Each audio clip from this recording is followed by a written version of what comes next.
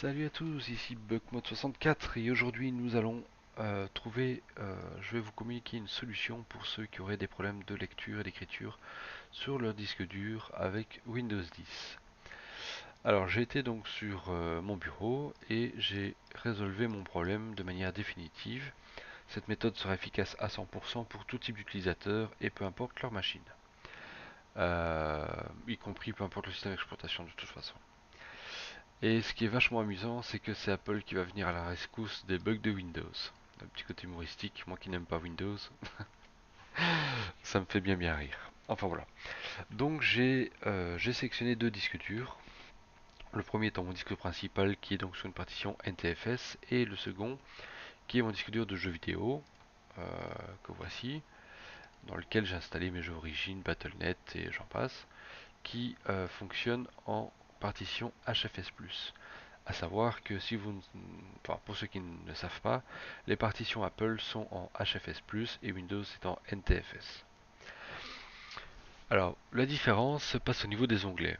Pour les partitions NTFS, vous avez ici le système de hiérarchie concernant les noms de groupes et ou d'utilisateurs et le système de... Comment ils appellent ça encore? Le système de partage des droits en lecture-écriture totale. Enfin, en plus, c'est un truc que j'ai jamais utilisé en 15 ans de temps. Ça fait 15 ans que je répare des ordinateurs et j'ai jamais dû utiliser une seule fois ce genre de truc. Au pire, ça n'a fait que me mettre des bâtons dans les roues, mais ça m'a jamais été utile. D'ailleurs, je sais même pas pourquoi est-ce qu'ils mettent ça sur Apple. Il n'y a pas ce genre de truc et ça fonctionne très bien.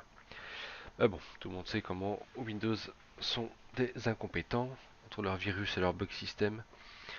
Donc, nous allons utiliser une méthode qui va permettre dans un premier temps de convertir la partition et dans un deuxième temps de les lire. Pour ce faire, je vais quand même d'ailleurs vous montrer un petit truc assez comique. Si je récupère mon dossier Battle.net, je prends World of Warcraft par exemple, il a gardé la lecture seule, voilà, pour ce. Et quand on décoche, qu'on fait appliquer, en fait ça ne change strictement rien. Et enfin voilà. Et du fait que la partition soit en HFS et plus en NTFS, qu'il soit en lecture seule ou pas, ça n'a plus aucune importance. Je peux accéder à tous mes jeux sans aucun problème, sans aucune limite, d'aucune sorte, comme je le faisais en temps normal sur mon disque dur principal. Et donc voilà. Alors pour ce faire, nous allons aller sur le site de l'éditeur. Vous ouvrez Google, vous tapez Paragon, vous sélectionnez le premier lien et nous arrivons sur le truc de l'éditeur. Nous allons avoir besoin de ceci, qui est en fait donc le logiciel qui va permettre de convertir. Vous cliquez sur Download Request, vous remplissez ici, ça met 2 petites minutes. Il vous envoie un lien par email, vous téléchargez le lien qui vous envoie par email et vous avez une version de 10 jours. Elle n'est pas bridée en giga ni quoi que ce soit, c'est celle-ci, elle fonctionne très bien et enfin voilà, il n'y a pas de bride, voilà. Alors, vous cliquez sur Next, vous affichez ici, et vos disques durs, vos partitions NTFS vont s'afficher là. Vous la sélectionnez, vous faites suivant, et il va les convertir en HFS. La bonne nouvelle, c'est que vous n'aurez pas besoin de déplacer vos données. Si vous avez déjà des jeux, des logiciels ou des programmes ou quoi, ou qu'est-ce qui est déjà installé ou copié dessus, il va vous convertir le tout sans perte de données. En tout cas, ça a été mon cas pour tous mes disques durs, hein. J'ai fait le test avec un Tera ou deux et j'ai eu aucun souci à ce niveau-là. Cependant, je tiens à le préciser et je le répète haut et fort, faites un backup, on ne sait jamais ce qui peut arriver. D'ailleurs, c'est pas compliqué, il vous l'explique, hein. Il vous le dit, quand vous sélectionnez un disque dur, il va vous demander, ils vous le disent, enfin, noir sur blanc, ils vous le disent, surtout sauvegardez vos données, ça ne vous coûte rien. Utilisez les systèmes de trucs en ligne pour prendre les fichiers les plus critiques. Prenez un disque dur ou gardez un disque dur en NTFS juste pour stocker les données, le reste, convertissez-les en HFS. Trouvez une solution, prenez des clés USB, enfin faites ce que vous voulez. Mais sauvegardez vos données les plus importantes. On ne sait jamais, une erreur c'est vite fait, ça reste de l'informatique. Et la garantie zéro, enfin la garantie à 100%, ça n'existe pas. Enfin soit. Vous convertissez les partitions, comme moi je l'ai fait, hein, ici par exemple, on peut regarder, on est en HFS, on est en HFS et on est en HFS. Ceci vous permettra donc d'accéder à tous vos disques durs sur Apple.